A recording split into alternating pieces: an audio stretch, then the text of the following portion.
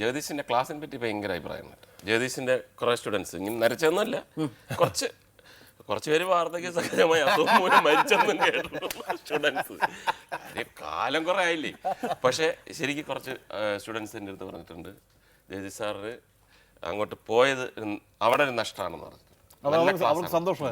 നല്ല ക്ലാസ് ആയിരുന്നു. ഇത് പറയുമ്പോ ഇന്നസെന്റ് പറഞ്ഞാ നീ ഇപ്പൊ ഇത് നന്നായിടാ, ഇല്ലെങ്കിൽ ആ പിള്ളേരുടെ ഭാവി എന്തായാലും എന്ന് പറഞ്ഞാൽ അവരെല്ലാം ഭയങ്കര ഹാപ്പി ആണെന്നാണ് ഇന്നസെന്റ്. അല്ല, ഇപ്പം നമ്മൾ ഹരിഹർനാഥൻ്റെ കാര്യം തന്നെ എടുക്കുക. ഹരിഹർനാഥൻ്റെ ആയാലും മറ്റു സിനിമകൾ നോക്കിയാലും എപ്പോഴും ഈ വിഡ്ഢി കഥാപാത്രങ്ങളാണല്ലോ ചെയ്യുക. ഏറ്റവും മണ്ടത്തരങ്ങൾ പറയുകയും ഏറ്റവും ഒറ്റയ്ക്ക് വന്നപ്പോൾ അയാളുടെ കൂടെ ആരെങ്കിലും ഉണ്ടായിരുന്നു എന്ന് ചോദിക്കത്തക്ക മണ്ടത്തരം പറയുന്ന ആളാണ്. പക്ഷേ കൂട്ടത്തിൽ ഏറ്റവും വലിയ ബുദ്ധിമാനല്ലേ അല്ലേ?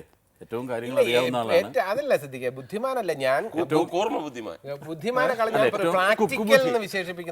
അല്ലല്ല, ഏറ്റവും വിദ്യാഭ്യാസമുള്ള ആളാണ്.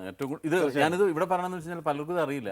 ഞാനിത് എൻ്റെ സുഹൃത്തുക്കളോടൊക്കെ പറഞ്ഞ അല്ലെങ്കിൽ നമ്മളോട് പറയണ കേൾക്കും, ഈ ജഗദീഷ് ഇങ്ങനെ തന്നെയാണ് ശരിക്ക്. ഞാൻ ജഗദീഷിന് പിന്നെ സാറാണെന്നൊക്കെ എല്ലാവരോടും എന്നെ അടിച്ചില്ലെന്ന്. ജഗദീഷിന്റെ കോളേജ് അധ്യാപനം ആരും വിശ്വസിക്കില്ല. അല്ല, അപ്പം ഞാൻ പറയുന്നത് ഏറ്റവും കൂടുതൽ വിദ്യാഭ്യാസമുള്ള ആളാണ്, അത് റാങ്കോടുകൂടി പാസ്സായിട്ടുള്ള ആളാണ്, വലിയ ഉദ്യോഗ പദവിയിൽ ിട്ടുള്ള ആളുകളെന്നൊക്കെ പറയുമ്പോൾ ആഹാ അതെന്ന് ചോദിക്കുള്ളൂ. അപ്പോൾ അതാണ് നമ്മൾ ജഗദീഷിനെ ഇരുത്തി തന്നെയാണ് അത് പറയുന്നത്. ജഗദീഷിനെ ഇപ്പോഴും ഈ പറഞ്ഞ പോലെ ഈ വയസ്സ് ഈ പറഞ്ഞ പോലെ ഒരുപാടുണ്ടെങ്കിലും ശരി, വളരെ പയ്യനായിട്ടാണ് എല്ലാവരുടെയും കാഴ്ചപ്പാടിൽ. അല്ല, അത് ക്രെഡിറ്റ് അല്ലേ? പിന്നെ തീർച്ചയായിട്ടും പ്രായം, ഞാൻ പലപ്പോഴും പറഞ്ഞു പ്രായം എന്നൊക്കെ പറയുന്നത് നമ്മളെല്ലാവരും 4 പേരും കൂടെ ഈ ലക്ഷ്മി റായിടുത്ത് നമ്മൾ പറഞ്ഞു ഈ പ്രായത്തിൻ്റെ കാര്യം എത്രയാണ് എന്ന് ചോദിച്ചപ്പോൾ ലക്ഷ്മി റായിടുത്ത് നമ്മളെല്ലാവരും കൂടെ സംഘടിതമായി പറഞ്ഞു, പ്രായം എന്നുള്ളൊരു വിഷയമേ അല്ല നമ്മളെ സംബന്ധിച്ചിടത്തോളം. നമ്മൾ എത്രയെന്ന് തോന്നുന്നു, how do you feel, what do you feel, that is our age. അപ്പോൾ അവർ പറഞ്ഞു I think you are very young. ഞാൻ പറഞ്ഞു അതാണ്. ഇൻ ഹരിഹർ നഗർ തുടങ്ങി ടു ഹരിഹർ നഗർ വന്നതിന് ശേഷം എത്ര ഗീതാ വിജയനും ലക്ഷ്മി റായും വന്ന് പോയി. ഇതിങ്ങനെ ഇവിടെ നിൽക്കണില്ല, അതല്ലേ ഏറ്റവും വലിയ കാര്യം. അതിന്റെ ഒരു പിന്നെ ആളുകൾക്ക് മടുക്കാതെ ആളുകളെ ഹരിഹർ നഗറിൽ ഈ പ്രായത്തിനെ അതിജീവിക്കുക എന്നുള്ള ഒരു ചലഞ്ചായിട്ട് ഈ ക്യാരക്ടേഴ്സിനെ വിട്ട് ഏറ്റെടുപ്പിച്ചത് ഒരു നല്ല കാര്യമാണെന്ന് തോന്നുന്നു അല്ലേ? പിന്നെ ഒരു ടെസ്റ്റ് ഓഫ് ടൈം എന്നൊക്കെ പറയുന്ന ഒരു കാര്യമാണ്. പിന്നെ ഈ പറഞ്ഞാല് ഈ മണ്ടത്തരം എന്ന് പറയുമ്പോൾ നേരത്തെ പറഞ്ഞിട്ടുള്ള കണക്ഷൻ, ഞാൻ പറഞ്ഞില്ല എന്നെ സ്വയം ഒരു വലിയ ബുദ്ധിമാനെന്ന് എനിക്ക് വിശേഷിപ്പിക്കാൻ ഇഷ്ടമല്ല, അതിവിനെയും കൊണ്ട് പറയല്ല. പക്ഷേ ഈ ഹ്യൂമർ കൈകാര്യം ചെയ്യുമ്പോൾ ഈ മണ്ടത്തരത്തിന് അതിൻ്റെതായിട്ടുള്ള ഇമ്പാക്റ്റ് ഉണ്ട്. ഈ ഹരിഹർ നഗറിൽ ഈ അപ്പുക്കുട്ടൻ്റെ അടുത്ത് നിങ്ങൾ 3 പേരും, ഒന്ന് സിദ്ദിഖ് എന്ന നിലയിലും മുകേഷ് എന്ന നിലയിലും അശോകൻ എന്ന നിലയിലും ഒരു വാത്സല്യം തന്നിട്ടുണ്ട്.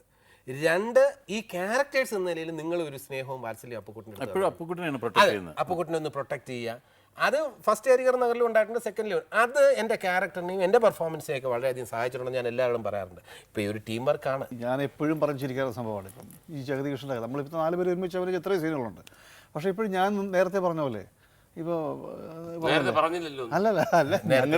ഞങ്ങൾ അത് പറഞ്ഞിങ്ങനെ എന്താണ് മറ്റേ ആ ഡയലോഗ് ഉണ്ടല്ലോ, പൂക്കട ചെന്നിട്ടുള്ള സംഭവങ്ങൾ. ഒറ്റയ്ക്ക് വന്നപ്പോൾ ആ കുട്ടിയുടെ കൂടെ മറ്റാരെങ്കിലും ഉണ്ടായിരുന്നോ? എന്തേ ഒറ്റയ്ക്ക് വന്നപ്പോൾ ആ കുട്ടി തനിച്ചായിരുന്നു എന്ന് അശോകൻ അന്ന് അഭിനയിച്ചപ്പോൾ അശോകൻ അത്ര കോൺസെൻട്രേറ്റ് ഇല്ല. സിനിമയിൽ കണ്ടുകഴിഞ്ഞപ്പോൾ അശോകൻ അത് ഭയങ്കര ഇഷ്ടമായി.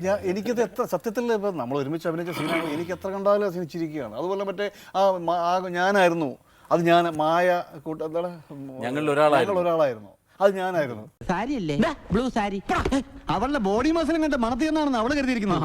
അവളുടെ പിന്നാലെ ചെല്ലരുതെന്ന് ഇവളാരാ? ഉർവശിയോ, മേനകയോ, അതോ രംഭയോ, പ്രിയങ്ക ചോപ്രയോ, ടെസ്നി ഖാനോ, ബീന ആന്റണിയോ? പോലീസ് സ്റ്റേഷന്റെ മുറ്റമായി പോയി, ഇല്ലെങ്കിൽ എന്റെ നാക്ക് ചൊറിഞ്ഞു വന്നതാ. പോലീസ് സ്റ്റേഷന്റെ മുറ്റമല്ലേ, അമ്പലമുറ്റമൊന്നും അല്ലല്ലോ. നാക്ക് ചൊറിഞ്ഞപ്പോ ആ ചൊറിച്ചിലങ്ങ് മാറ്റായിരുന്നില്ലേ? അവള് പറഞ്ഞപ്പോ മിണ്ടാന്ന് കേട്ടിട്ട് 3 പേരും ഇവിടെ വന്ന് വേളം ഉണ്ടാക്കിട്ടെന്താ കാര്യം? ഇപ്പൊ ഞങ്ങളുടെ പേരിലായ തെറ്റ്. നിന്റെ വായിൽ എന്തായിരുന്നു? നിനക്ക് പറയായിരുന്നില്ലേ? പറയായിരുന്നു.